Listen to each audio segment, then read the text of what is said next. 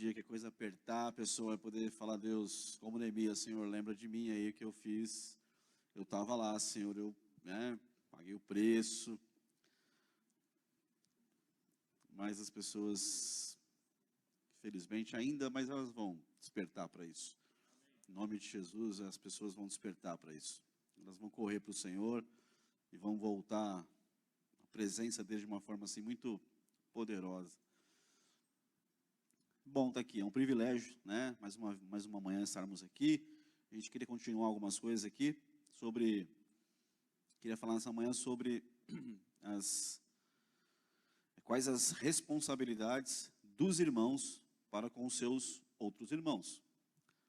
Quais são as nossas responsabilidades para com os nossos irmãos, se referindo aí ao corpo de Cristo, né, a igreja. Então, agora, a gente quer falar agora sobre responsabilidades. Tua responsabilidade, minha responsabilidade para com os nossos irmãos. Eu queria ler 1 Tessalonicenses, capítulo 1, verso 2 e 3.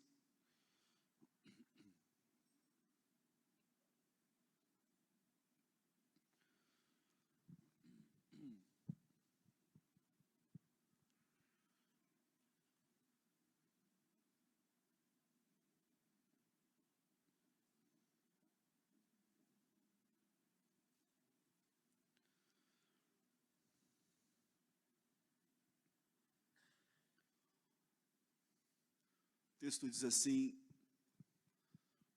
sempre agradecemos a Deus por todos vós, mencionando-vos em nossas orações. Recordamo-nos constantemente, na presença do nosso Deus e Pai, do vosso trabalho que resulta da fé operosa, do amor fraternal abnegado e da perseverança que vem de uma convicta esperança em nosso Senhor Jesus Cristo. Se você puder colocar uma outra versão, só para a gente, corrigida fiel, pode ser? Lembrando-nos sem cessar da obra da vossa fé, do trabalho do amor e da paciência da esperança em nosso Senhor Jesus Cristo, diante de nosso Deus e Pai. Pode deixar esse verso 3 aí. A gente precisa lembrar uma coisa, que quando Paulo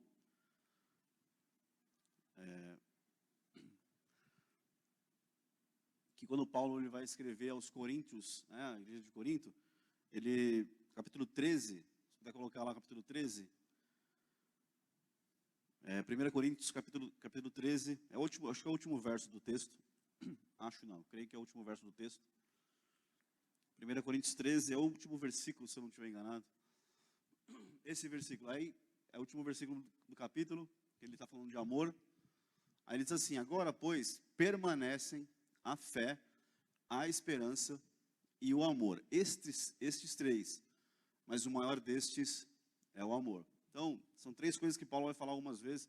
Ele fala lá em Tessalonicenses, ele fala em Coríntios. Então, todo mundo aqui deve entender, ou deve lembrar, pelo menos, que você vou falar aquilo que eu creio, tá? E, de repente, você talvez ouvir de outro jeito, entende de outro jeito, tá tudo certo. Todos nós somos seres tricótomos, nós estamos em três partes.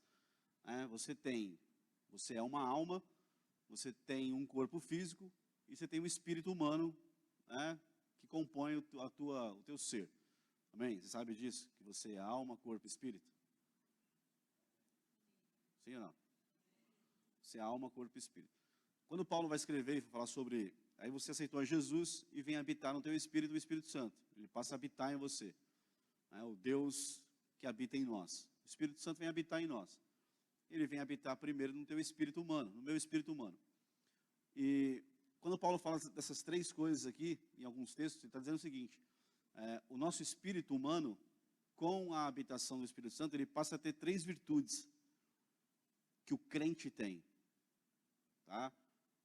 Ainda que as pessoas possam ter alguma coisa, algum vestígio desses três, a pessoa que não é crente, possa ter algum vestígio desses três atributos, o crente em Jesus, ele tem os três. porque são atributos do Espírito que nós temos, que o cristão tem, né? Fé, esperança e amor. São atributos do Espírito que nós temos dentro de nós. Então, não é só, quando Paulo escreve isso algumas vezes, ele não está falando só de algumas coisas, esse amor que as pessoas falam por aí, sem saber o que é amor, essa esperança que as pessoas falam, que faz programa de televisão, coloca o nome, não tem nada a ver com esperança divina, celestial, né? A fé, então não é uma fé natural, existem alguns tipos de fé. Quando Paulo fala desses três elementos aí, dessas três virtudes, nós temos, e é de Deus, e é do Espírito, para cada um de nós. Aí, voltando lá para Tessalonicenses, capítulo 1, verso 3, 1 Tessalonicenses, capítulo 1, verso 3, lembrando-nos sem cessar da obra da vossa fé. Então, veja que o atributo que existe no Espírito é a fé.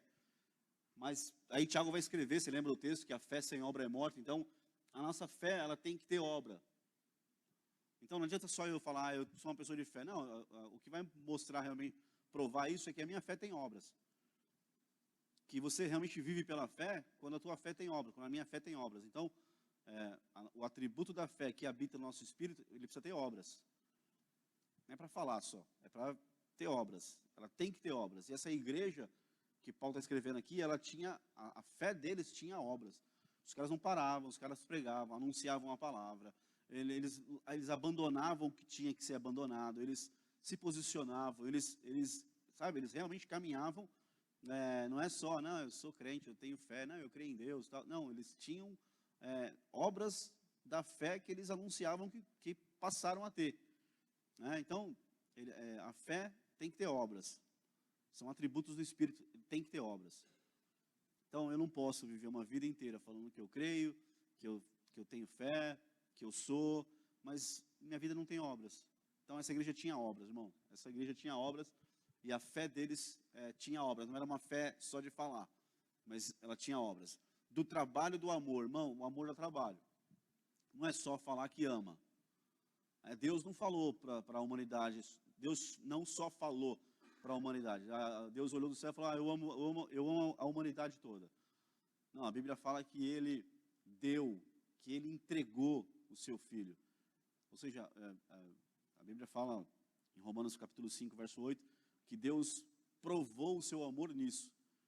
Então, o amor é um atributo do Espírito, a gente tem, mas ele tem que ter trabalho, é trabalhoso. São obras de amor que você vai ver e fala, meu Deus, por Jesus em primeiro lugar e consequentemente você vai ter pelas pessoas. Tudo isso aí está inserido nas minhas responsabilidades para com os meus irmãos. Eu tenho em mim a fé, eu tenho em mim o amor, eu tenho em mim a esperança, mas isso tem que ser revertido, tem que ser transformado para a vida de alguém, para a vida dos meus irmãos. Isso aí Paulo vai escrevendo para Tessalonicenses, que o povo aqui era uma bênção. E da paciência da esperança, ou da perseverança da esperança em nosso Senhor Jesus Cristo, diante do nosso Deus e Pai.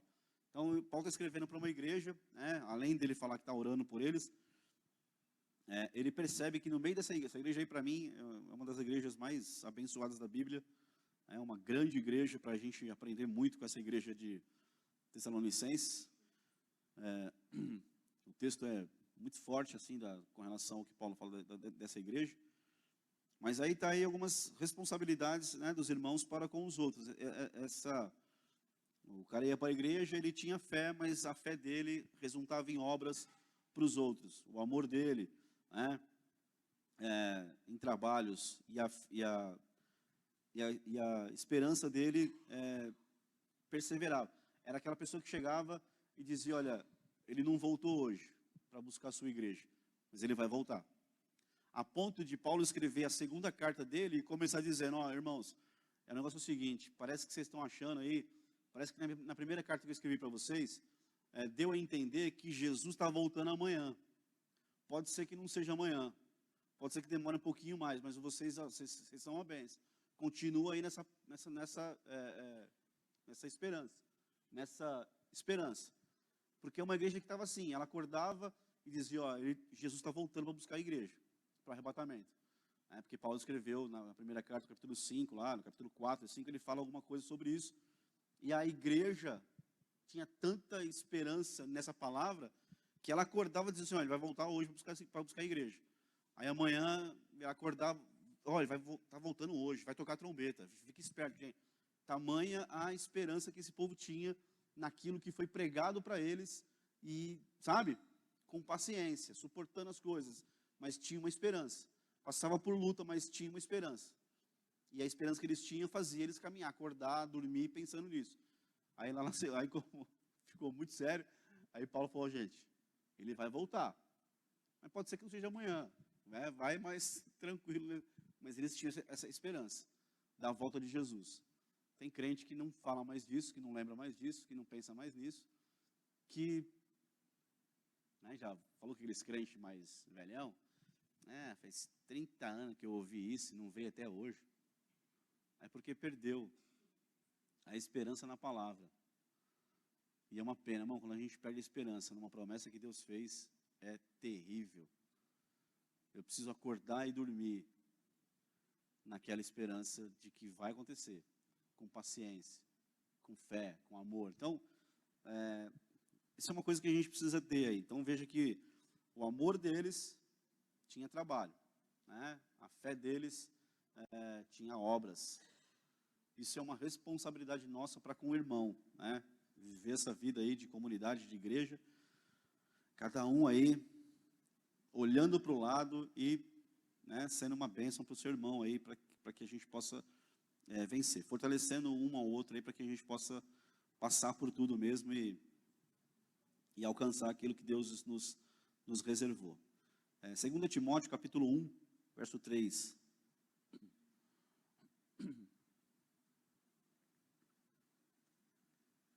Segunda Timóteo 1, 3.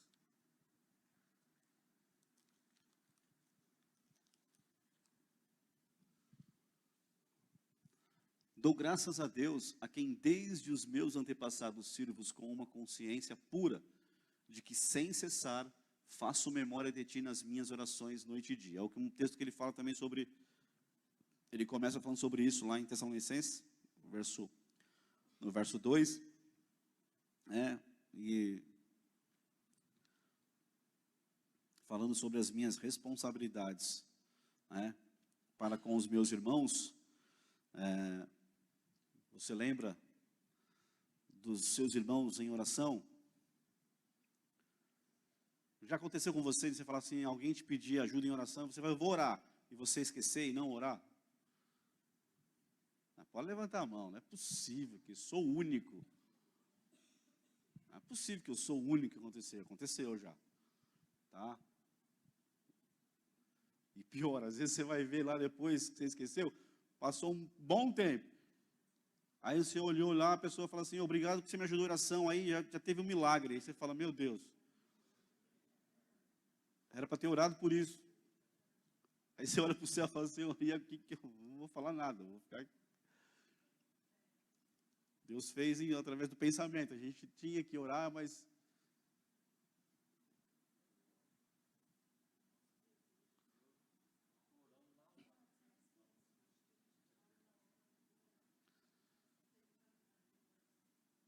a hora que recebeu lá o pedido, dá um jeito de parar o que você está fazendo e orar, porque senão você vai atropelar com um monte de coisa e você vai acabar, eu vou acabar esquecendo de orar e depois. Aí Deus a gente está em igreja, né, em corpo, assim, é maravilhoso, porque Deus tem a sua maneira de dar um peteleque em nós, quando vem a bênção lá, a vitória, e aí a pessoa fala, obrigado, porque você fala, meu Deus, só tem que agradecer a Deus mesmo, pedir perdão e misericórdia, porque assim, às vezes a gente está meio, todo mundo tem os seus afazeres, as suas corridas da vida aí, às vezes a coisa atropela, mas Paulo, você vai ver em todas as cartas dele, ele começando falando sobre a oração, a intercessão que ele tinha por cada igreja que ele fundou, que era a responsabilidade dele, mas não só por isso, talvez você não fundou igreja nenhuma, mas né? Você como irmão, como corpo de Cristo, você tem a responsabilidade de estar assim, agindo em oração a favor de alguém, né? De se colocar na brecha, de se colocar, né? De se posicionar diante de Deus a favor da vida de alguém, da casa de alguém, da situação de alguém, né? A gente precisa entender que a gente tem sim essa responsabilidade, né? De estar orando, intercedendo pelos irmãos, ajudar em oração, sabe, entrar na brecha mesmo, por cada um dos nossos irmãos. Se eu não faço isso, irmão, eu estou muito em falta, muito falho. Isso é uma coisa terrível, e a gente precisava despertar para isso. Eu creio muito na oração da igreja, na concordância da igreja. Então, se tiver um orando por um propósito da família, por um milagre, por alguma cura, por alguma coisa, se eu juntar a minha fé com a dele ou com a dela, né, é uma fé dobrada aí que vai realmente operar muito mais rápido, muito mais eficazmente. Eu sei que talvez você tenha muita fé e você ora e não precisa de ninguém para orar, né, mas nós precisamos da tua oração, da tua intercessão junto com a nossa para alcançar. A Bíblia mesmo fala, né, Jesus falou, né, tudo que 2 ou 3 concordarem aqui na terra será ligado no céu. Então, o poder que há na concordância, quando a igreja entender. A igreja não entendeu isso ainda.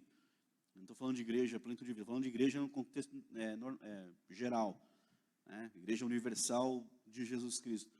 Quando a igreja entender realmente o poder que há na concordância, né, dela, ela vai se unir, ela vai ter unidade. Então ela acha que não precisa, que não é assim. Então aí nós estamos sofrendo tanto e provavelmente vamos sofrer um pouco mais ainda porque infelizmente as pessoas não têm unidade. Se não tem unidade, não tem concordância.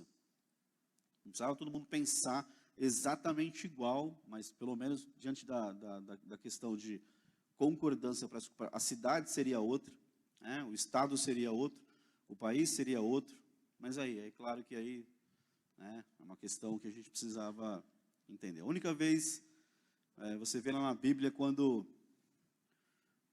Deus queria pegar lá um rei que estava muito perdido, né, e ele queria pegar o rei, e aí olhou para baixo e viu que tinha lá 450 profetas dele, de Deus, profetizando um monte de bobagem, profetizando mentira.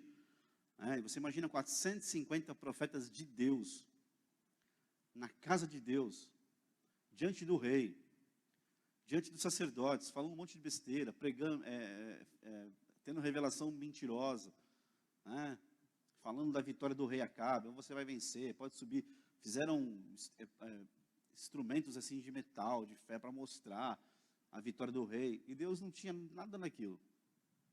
Aí chamou um profeta, aí ele veio e falou, olha, não, beleza, vai lá, vocês vão vencer. Aí o outro rei, Josafá, percebeu que estava errado, repreendeu ele, e aí então ele se levanta e diz, olha, eu vi o Senhor assentado no seu alto sublime trono, né, e vi todo Israel disperso, derrota, né? Então assim,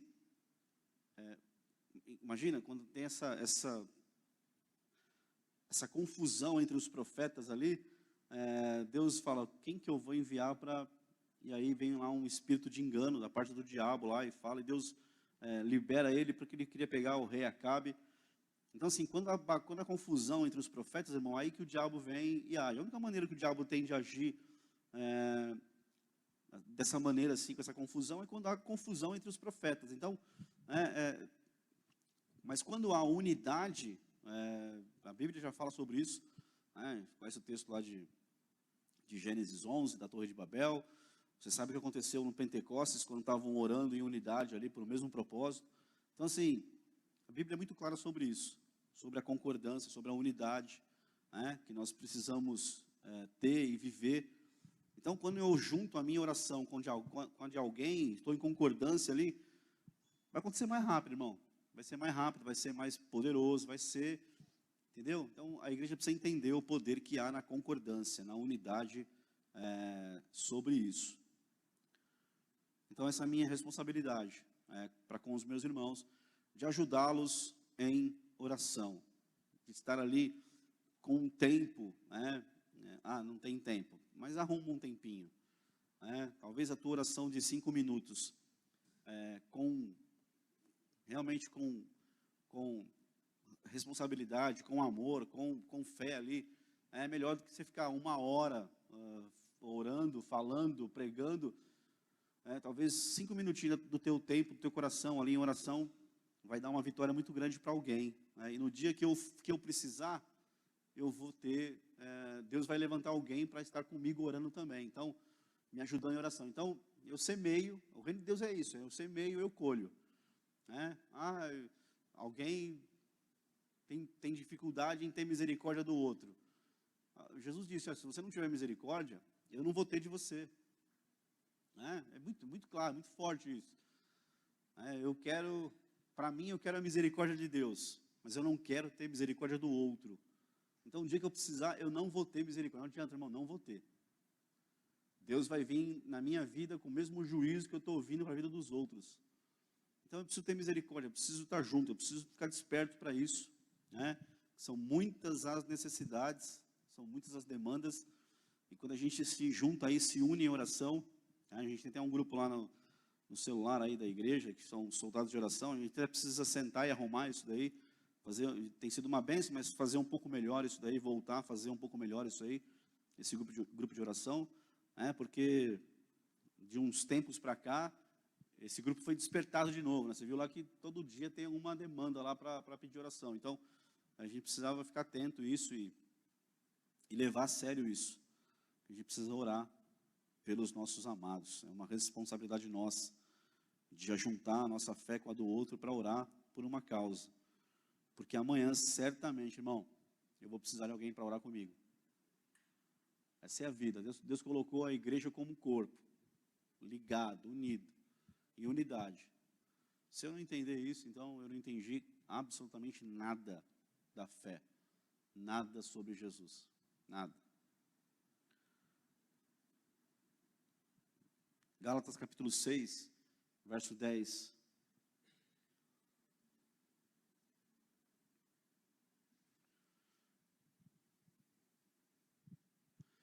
Isso é uma responsabilidade que nós temos para com os nossos irmãos. Então, enquanto temos tempo, façamos bem a todos, mas principalmente aos domésticos da fé. Fazer o bem, quem é crente precisa fazer o bem e até vencer. A maneira que nós temos de vencer o mal que fazem com a gente, da porta para fora, Falando de mundo, nosso testemunho é esse, Fazer o bem até a quem nos faz mal.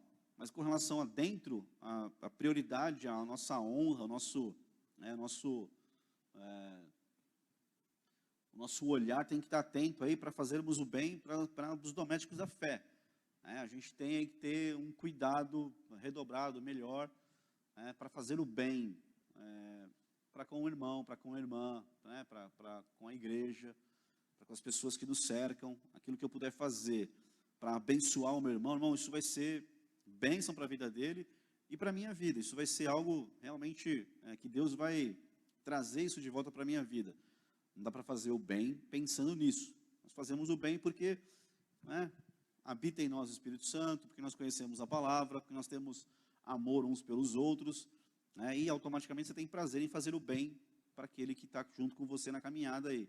Então, esse escrito aí, enquanto temos tempo, façamos bem a todos, mas principalmente aos domésticos da fé. Irmão, enquanto nós temos tempo, sempre há tempo de fazer o bem para alguém, porque um dia o nosso tempo vai acabar. E aí, quando nós chegarmos lá, vai dizer, você podia ter feito, hein? E não fez.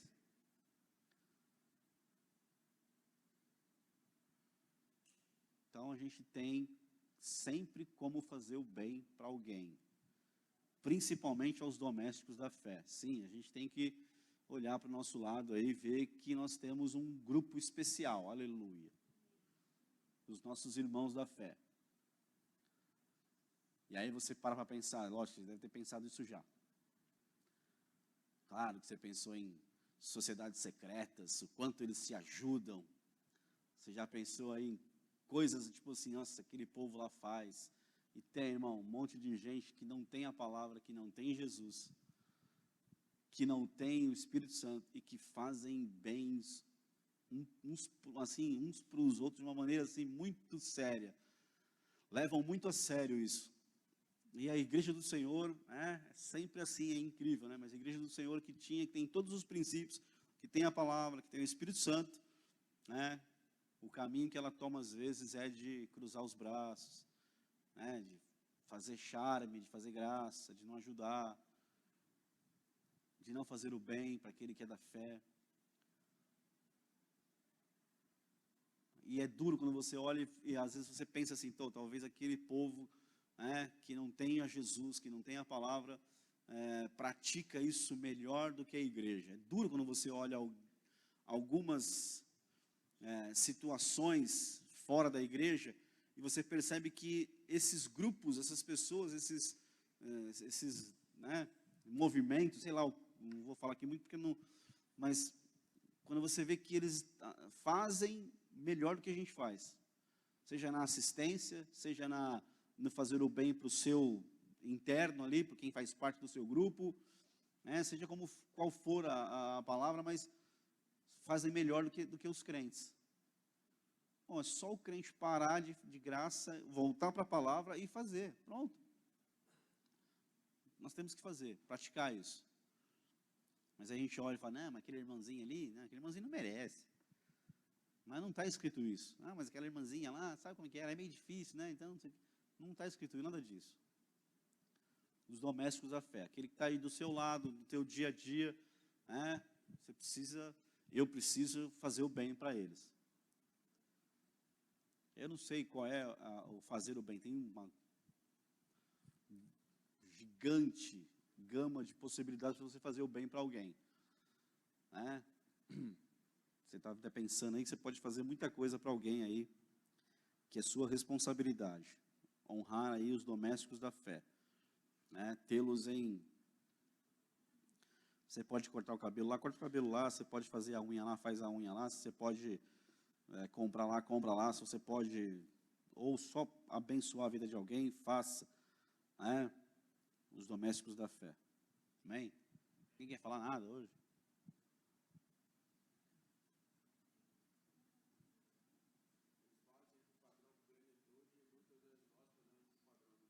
A gente, infelizmente, eles se ajudam. E tudo que as pessoas que não são crentes fazem, pegaram da Bíblia. Em algum momento, alguém leu esse livro e daqui tirou uma coisa, uma verdade divina para implantar lá num lugar que não tem nada de divino, mas o princípio é divino, é bíblico. E nós que temos aqui, isso aqui, todos os momentos da nossa vida, não vivemos o princípio bíblico de verdade. Não temos tempo, não temos vontade, não queremos mesmo, não é problema meu, né? Eu tenho as minhas lutas aqui, Deus sabe. Salvador.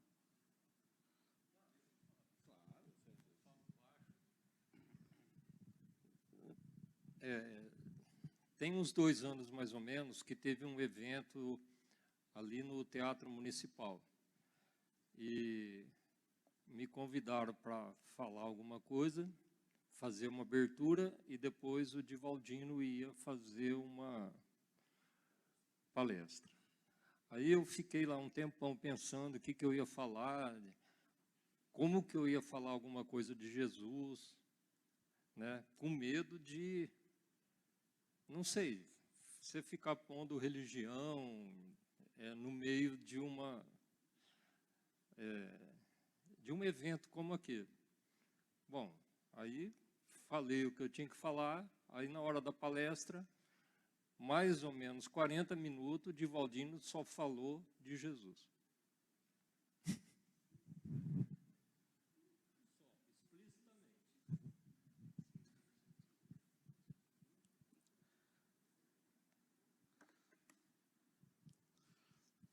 Então, isso é que Deus sempre faz com a gente, né? Então, nos ensina. Então, é isso. Amém? fazer o bem e honrar aí os domésticos da fé aí, né, do nosso dia a dia aí. Dá para fazer o bem para alguém, amém? Dá para você fazer um bolo de fubá lá e levar na casa do pastor Marcos de vez em quando. Está fazendo um bem para alguém. Não vai fazer mal nenhum, vai fazer só bem. Entendeu? Não precisa exagerar em nada. Só um bolo de fubá de vez em quando é bom. Romanos capítulo 15, verso 1 e 2.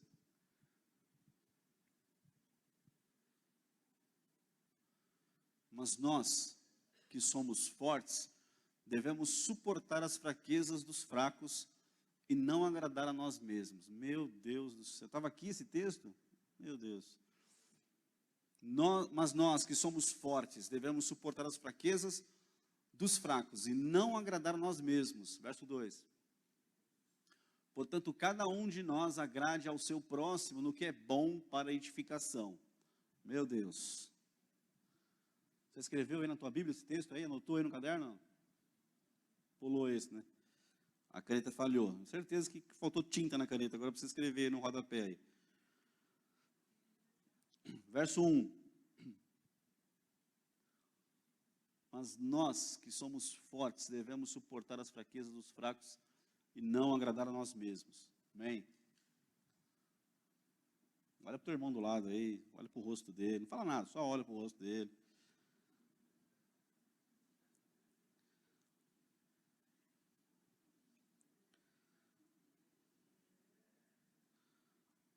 Nós que somos fortes, devemos suportar.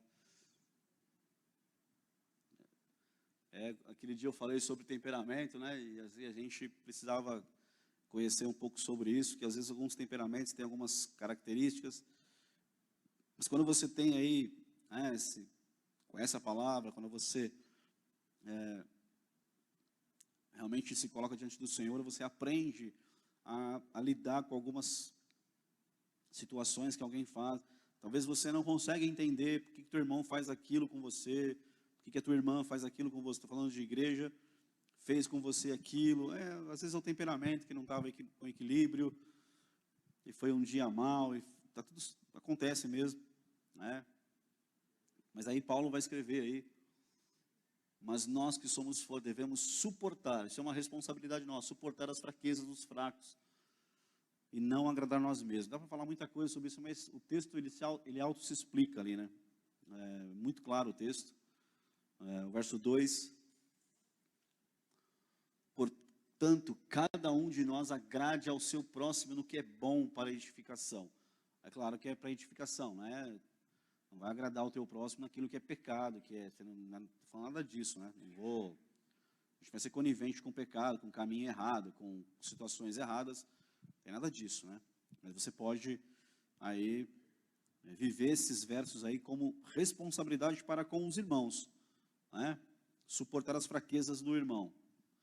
Tem muitas coisas na igreja que é isso, é só fraqueza do irmão ali. E você que está mais forte na fé, você pode ser um instrumento de Deus. É sua responsabilidade suportar essa questão do irmão, a fraqueza do irmão, né? E sentar com o irmão, explicar para o irmão, orar com o irmão, tirar dúvidas, abençoar a vida dele, né? Esse é o papel do mais forte.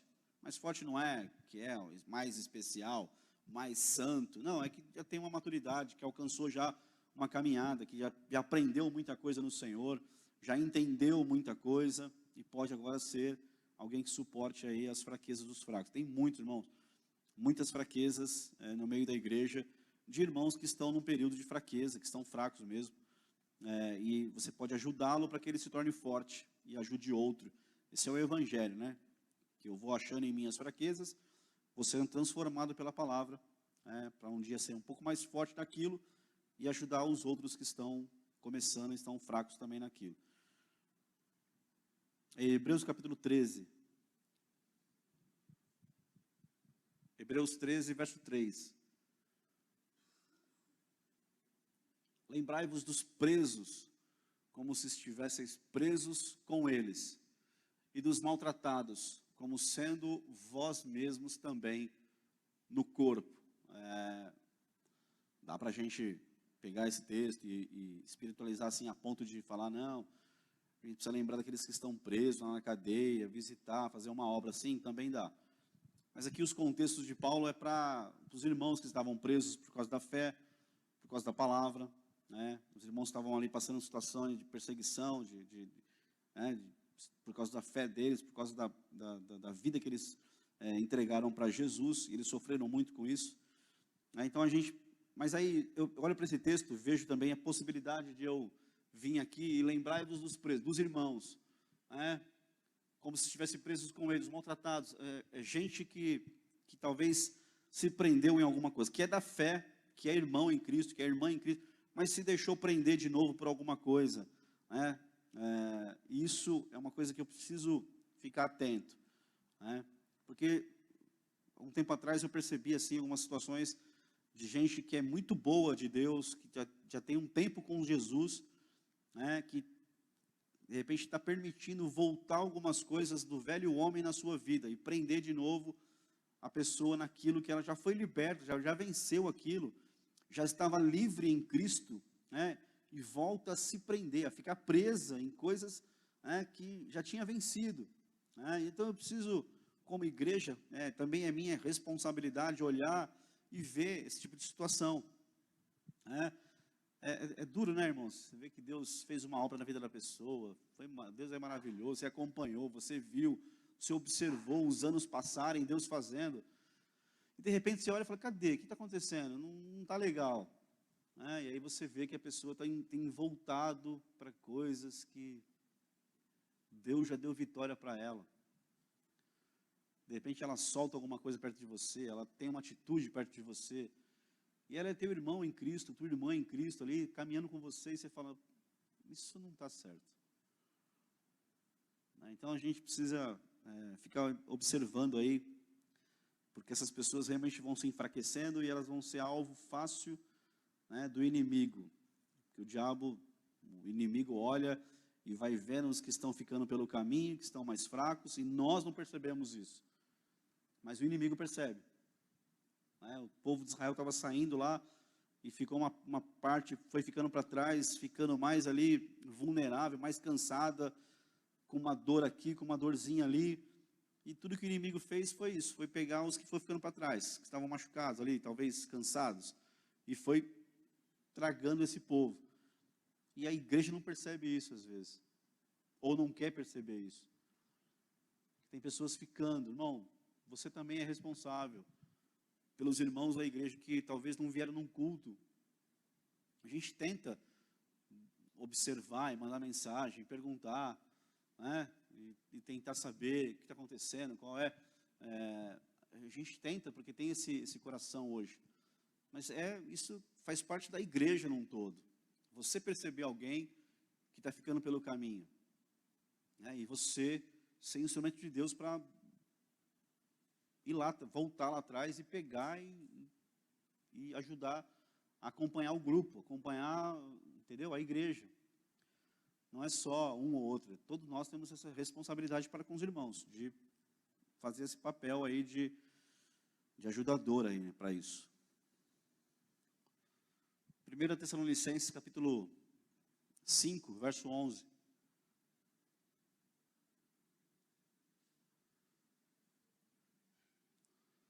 Por isso, exortai-vos uns aos outros, e edificai-vos uns aos outros, como também o fazeis. Exortai-vos e edificai-vos. Tem momento em que nós vamos exortar alguém em amor, com a palavra, né? Exortar a igreja tem esse papel, os irmãos têm esse papel na minha vida, na vida do irmão da igreja, né? Essa exortação com amor, né? Esse ajuste para com a vida do irmão, para alertar o irmão, para que o irmão abra os olhos dele, perceba o que está fazendo, que não convém com a palavra, com a vida de um santo, de uma santa no Senhor, né? Essa exortação e também tem essa edificação, que é papel da igreja também, para com cada um de nós. Então, nem tudo é só exortação, não, tem um tempo de edificação para com a vida do meu irmão também. Então, irmão, isso tudo é responsabilidade minha tua responsabilidade para com o teu irmão do lado. Não dá para a gente andar, ser uma igreja saudável, se eu correr lá na frente, você correr lá na frente e eu ficar para trás. Não adianta eu estar lá na frente achando que eu sou super crente, você é super crente, está lá na frente e tem um monte de irmão para trás, precisando aí de uma palavra, edificai-vos uns aos outros, palavras que edificam, obras da sua vida para com o próximo, para com o teu irmão, que edifica a vida dele, que faz ele crescer, que faz ele fechar umas paredes, colocar uma janela, que faz dele ser um edifício pronto lá na frente. Você é um edificador do seu irmão. Você tem uma palavra, tem uma atitude que vai edificar a vida dele, que vai fazer a vida dele crescer diante do Senhor. Porque aí eu posso ser só o que exorta. Não, meu negócio é exortar, não é. Tem um tempo de exortação e também tem de edificação. E tudo que eu fizer tem que ter o amor do Senhor na minha vida. Não adianta, irmão, falar a verdade. Já falei isso aqui umas vezes, umas 1000 vezes, vou falar de novo. Não adianta falar a verdade para o teu irmão. Primeiro que você não é dono da verdade. Não é, eu falo a verdade, eu tenho que falar, eu falo mesmo, não sei o que, não é nada disso. Não tem um texto na Bíblia que fala sobre isso. Mas fala sobre a graça, sobre o amor que eu tenho que ter para exortar, para, entendeu? Instruir alguém, para corrigir alguma coisa na vida de alguém, para ser instrumento do Senhor, para exortar alguém, tem que ter graça, tem que ter amor, irmão. Tem que ter isso, senão eu só vou matar, vou criar problema na igreja, eu vou ser alguém que tem uma arma na mão, atirando para todo lado aí, e vendo o erro em todo mundo. Não é isso que a Bíblia fala. Filipenses 2,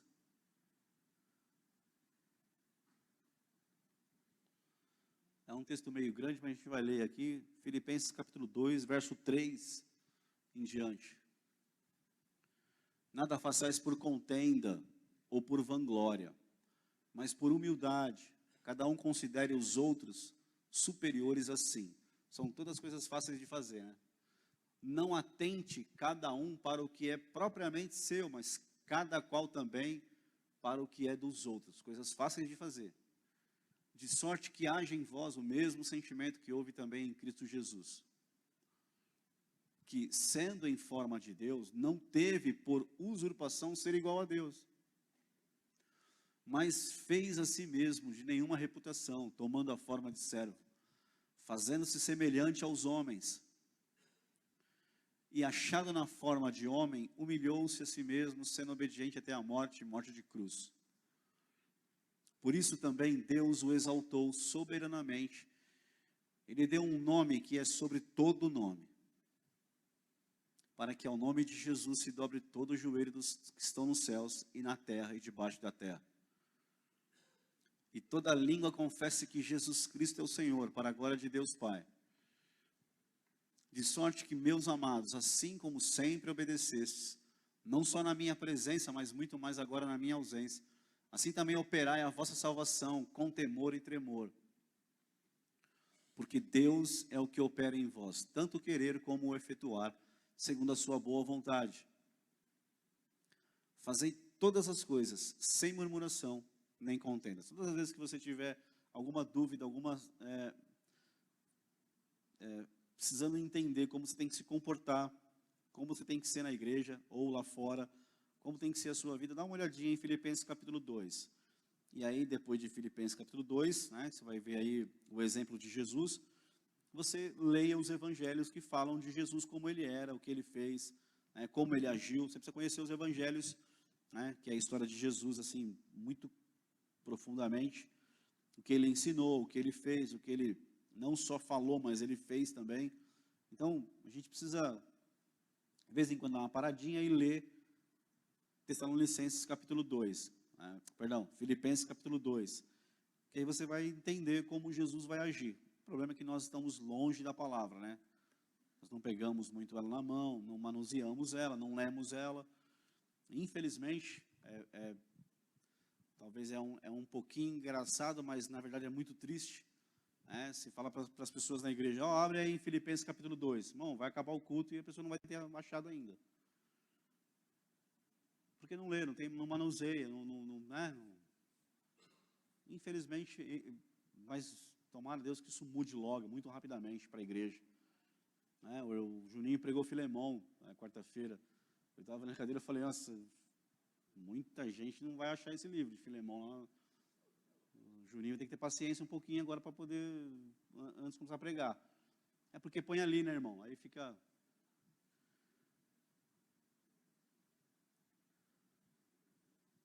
Tem um irmãozinho na igreja que eu tenho muita intimidade com ele. De vez em quando ele está sempre com a Bíblia na mão na igreja. De vez em quando eu pego a Bíblia dele na mão, eu abro ela assim, dá uma folhadinha de vez em quando, não é só trazer não, dá uma... Ela está tão novinha assim, você vê que ela está assim... Ela está zeradinha assim, a capa, tudo assim, muito nova, muito assim... Você vê que não deu nem aquela... Irmão, eu preciso manusear a palavra do Senhor. Eu preciso conhecer a palavra da verdade. Vai para o irmão e pergunta para ele, quantas Bíblias você tem? Pergunta para ele aí.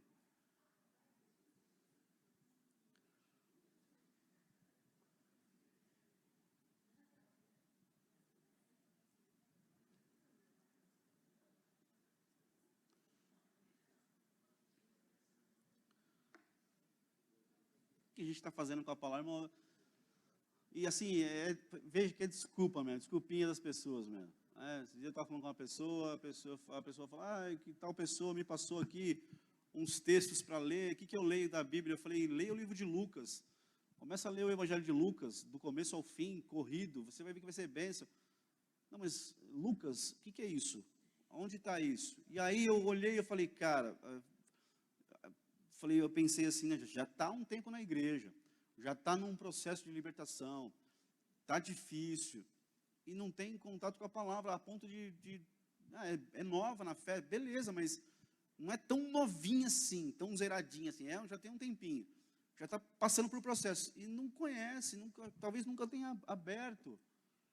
E isso, irmão, que mata, é quando eu não amo a palavra, não abro ela.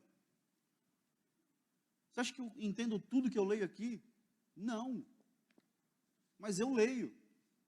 E a partir da minha leitura, então, talvez se me despertar para alguma coisa, eu vou buscar entender aquilo. Mas eu já falei aqui, cara, me converti. Eu tenho um irmão que conhece muito a palavra, muito, um irmão mais velho, conhece muito. Na época que eu me converti, ele pregava muito. Tem mensagem dele que eu ouvi, até hoje eu lembro da mensagem, 28 anos atrás.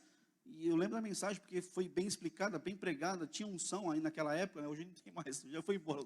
Mas tudo bem, hoje virou uma pouca vergonha. Mas, assim, eu lembro, eu me trancava no quarto, irmãos, e eu falava, não tem ninguém para me explicar isso aqui, pelo amor de Deus. Aí eu abri o livro de Coríntios, cara, Paulo falando, eu falei, meu Deus, o que Paulo está falando aqui? O que esse cara está falando? E eu ficava no quarto trancado, brigando. Mas sabe o que eu fazia? Então eu ficava em pé no quarto, ia andando dentro do quarto e lia alto. Bom, aquilo foi entrando, foi limpando o que não prestava. Porque a palavra limpa. E aí o que não presta vai saindo e vai ficando a palavra. Aí você está lá num culto, lá sentado, de terça-feira, tinha 4 pessoas, e o cara pregando e falava um texto, e você falava, boa, esse texto, ele dava o endereço, você falava o texto antes dele pregar. Por quê? Aí você percebia. Então, não, eu na cadeira sentado eu percebia, caía a ficha, a palavra entrou. A pessoa falava no altar, abre aí no livro tal, capítulo tal, você já falava na cadeira o texto, lá diz isso, falou, meu Deus. Aí o Senhor te dava um toque, a minha palavra está ficando aí. Aí no dia da tribulação, não, a palavra está lá, você vai liberar ela. Aí eu fico pensando na igreja, quantas pessoas que não têm contato com a palavra, libera o que da sua boca quando vem a adversidade? Bom, desculpa, uma das piores coisas na vida de um crente, é um crente maldizente. Uma das grandes maldições para a minha vida é eu me tornar um crente maldizente. eu falo mal da minha esposa, eu falo mal do meu filho, eu falo mal da minha casa, eu falo mal de tudo, isso é ser maldizente. Eu estou trazendo maldição para a minha vida.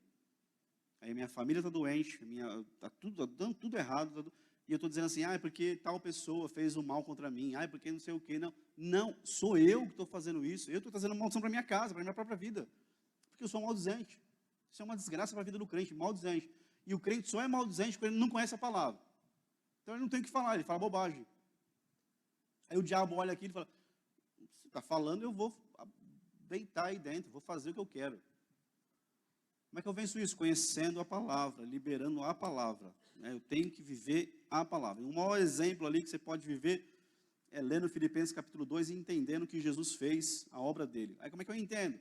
Vai ler os evangelhos que falam de Jesus. Lê o livro de Atos, que você vai aprender muita coisa de como se comportar e de como ser.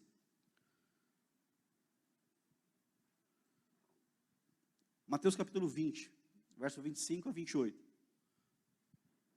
Mateus 20, 25 ao 28. Então Jesus, chamando-os para junto de si, disse, bem sabeis que pelos príncipes dos gentios são esses dominados, e que os grandes exercem autoridade sobre eles. Não será assim entre vós, mas todo aquele que quiser entre vós fazer-se grande, seja vosso serviçal. Gente, talvez eu li alguns textos aqui agora, o de Hebreus, o de Romanos, Tessalonicenses 5:11, Filipenses e Mateus aqui agora. Veja, são todos textos fáceis de viver, né? E talvez eu não leve muito a sério porque é difícil viver, não dá para viver isso. Dá para viver, está escrito, ele falou, né? Isso é a discussão dos caras, olha, eu quero sentar lá, eu quero não sei o quê, eu quero ser isso aqui.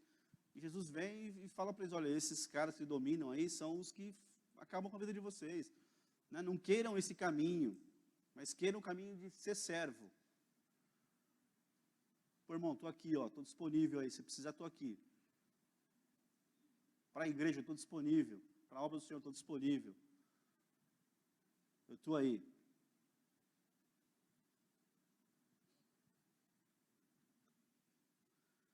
Não será assim entre vós, mas todo aquele que quiser entre vós fazer esse grande, seja vosso, quer ser grande, seja o menor. Quer ser o primeiro, seja o último. Quer ter, perca tudo.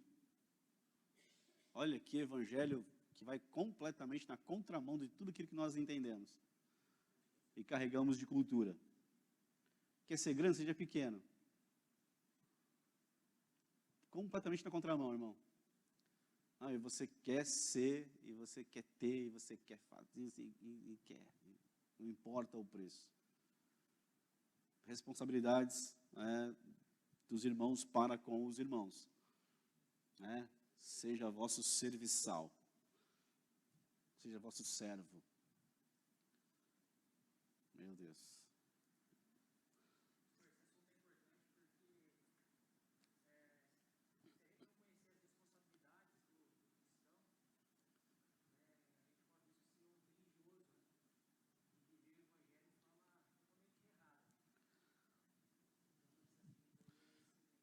Tem muito cristão vivendo o evangelho completamente errado, daquilo que a palavra do Senhor vive. E eu não estou dizendo que eu vivo 100%, nada disso. Dizendo que a gente, às vezes, falha por não conhecer as Escrituras, não conhecer os textos, não conhecer a palavra do Senhor, daquilo que manda eu fazer.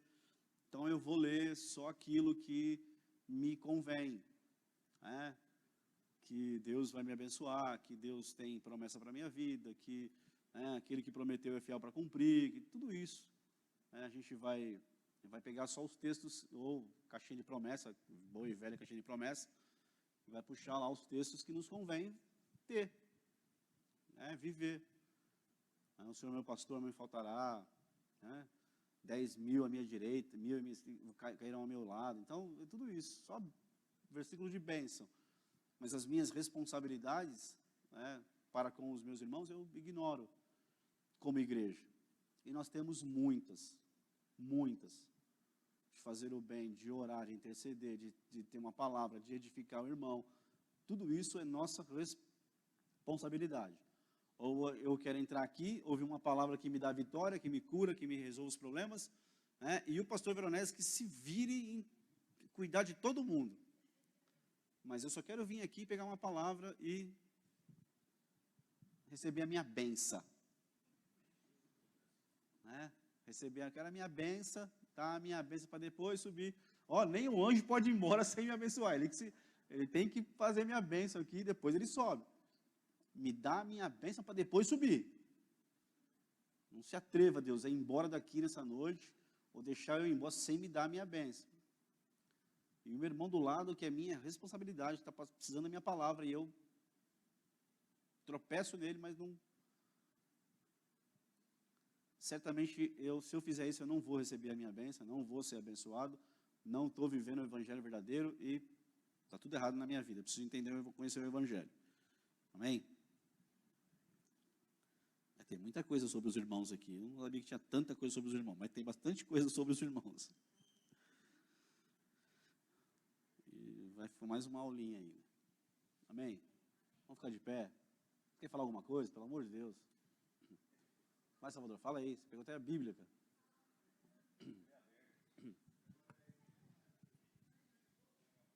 Está engatilhado aí.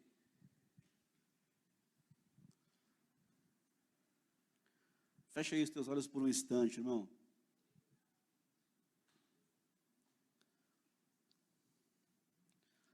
Eu sei que nem todos os dias você vai estar em condições, eu vou estar em condições de ser aquela melhor pessoa em Deus para aconselhar, para liberar uma palavra, para ajudar, para edificar alguém. Mas do que for possível, no que depender de nós, do que a gente puder fazer pela obra do Senhor, a gente precisa fazer.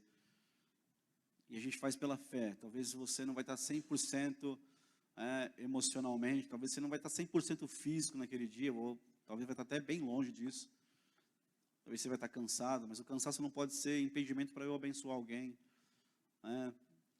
Talvez eu vou estar em crise de fé, mas aí o Espírito Santo ministra em mim, aí eu retomo a minha fé e libero uma palavra. Talvez eu não vou estar 100% curado, mas Deus vai me usar para curar alguém, vai usar você para curar alguém. Não dá para esperar eu ficar 100% em tudo na minha vida para poder fazer algo na obra do Senhor, pelo meu irmão, pelo meu irmão que está ali do meu lado, na minha igreja, né, no corpo de Cristo. Há muitas responsabilidades minhas sobre o meu próximo. Cuida do próximo e Deus vai cuidar de você. Faz algo por alguém, Deus certamente fará por você. Fecha os teus olhos por um instante. Pai, nós